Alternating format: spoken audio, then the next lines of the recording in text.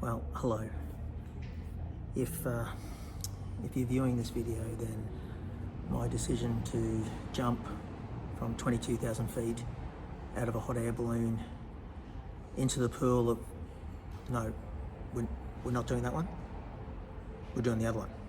Oh, good. Oh, well, that one's much better. Oh, well then, oh, great. Well, hello. My name's Mario. A couple of things to clear up. I'm not a plumber. I don't have a brother named Luigi. I don't jump up and down pipes. I do eat mushrooms. They don't make me big, small, grow a tail, any of that. Since a Japanese game developer added a little character to a Donkey Kong game in the mid-80s, 1980s that is, us Marios have been just tarred with that brush, that super brush. So I thought today I might take a bit of time, explain where the Parchey comes from, and fill you in on a few of those gaps. So let's begin the journey.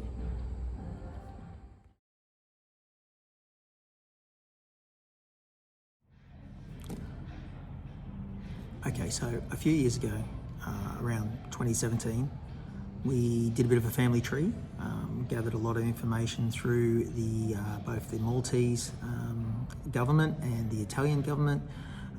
Went back through their records, gained a lot of data, built our family tree up from the information provided there, added that to Ancestry, added a few things there, and we've been able to take our family tree all the way back to my 52nd great-grandfather.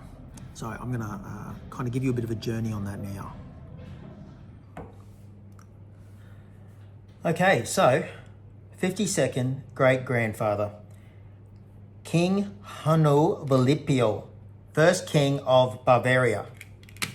Here we are, around here. This is where the Parcheys can go all the way back to. So I think because of that is probably one of the reasons why I drink so much beer. If he came from Bavaria, I think it runs in my blood. There is no official photo of what my 52nd great-grandfather would have looked like, but I did find this in our records, family records. I think it's a pretty good portrait. I think it could very well be him.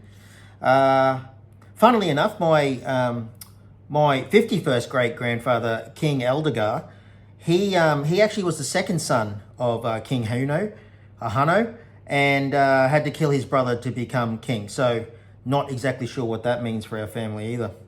Anyway, as the family goes on, and I'm not going to run through all these generations because I've only got 10 minutes, the Parcheys move down south. We go a bit further south through there, and then eventually we end up in Italy, which looks something like this. So here we are. We've come up, we're into northern Italy, we've come through, we move a little bit more, and then at my 35th great-grandfather, the 37th great-grandfather is Charlemagne, the first Holy Roman Emperor. And it was through his daughter Theodora that the Parcheys came through here. Now, that's pretty cool. There's a few, I should have mentioned a couple other kings back in here, Lombardies and things like that, and we get through, and then Charlemagne. But around this time as well, Sicily, which is down the bottom here, the family ends up down through into Sicily, and around the 1200s, even just before that, Malta, which is right down here, the little dot down here, Malta was governed and ruled by Sicily and by the King of Sicily. So it's around 1400 that the King of Sicily appointed a governor over Malta, and it's believed that this person was Nobilis Niccolo Parchey, who's my 14th great-grandfather, and this is when the Parcheys arrived in Malta. So we go from there to here. So this is Malta. This is actually almost true size. It's quite a small place, but we end up here in the 1400s, and the Parcheys continue to strive through Malta all the way through to now. So it was funny during that time. You might have heard of the story of the Maltese falcon, Well, the King of Sicily demanded a falcon from Malta, and the governor of Malta, every year as a tribute to being looking after Malta. There is no birds on Malta, pretty much. Everyone's scared to fly over Malta. So the governor of Sicily would actually import a falcon from Egypt or from Northern Africa, get that, and then give that as his tribute to the King of Sicily. So let's skip forward. You know, the Parcheys have been here this whole time. We've gone through. We're now in modern time. Let's start thinking about maybe 1940s. The war has kicked in. World War II has kicked in. Malta becomes a stronghold for the British Empire. That was it was very important. It's very strategic for where Malta sits in the Mediterranean Sea. Malta received the King George Cross at the end of the war for their bravery throughout and the amount of bombings that they took. In 1941, Hitler had arranged a invasion of Malta because he wanted to hold Malta. It was around this time that things started to not go so right for for Rommel and his armies in Egypt, and the troops that he had aligned for the invasion of Malta, he ended up sending to Egypt. So, with that, he decided to wipe Malta off the face of the earth and just bombed it constantly for just a bit over a year. And I don't know the exact number of bombs that fell onto Malta, but it was pretty extreme.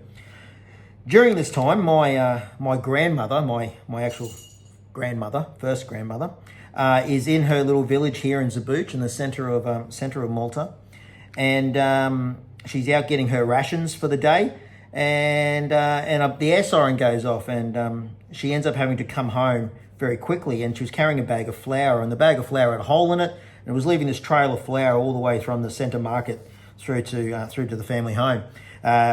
Police are out everywhere. The military police come out sweeping it all away because they were afraid that it might have looked like some sort of target for the bombers up in the sky.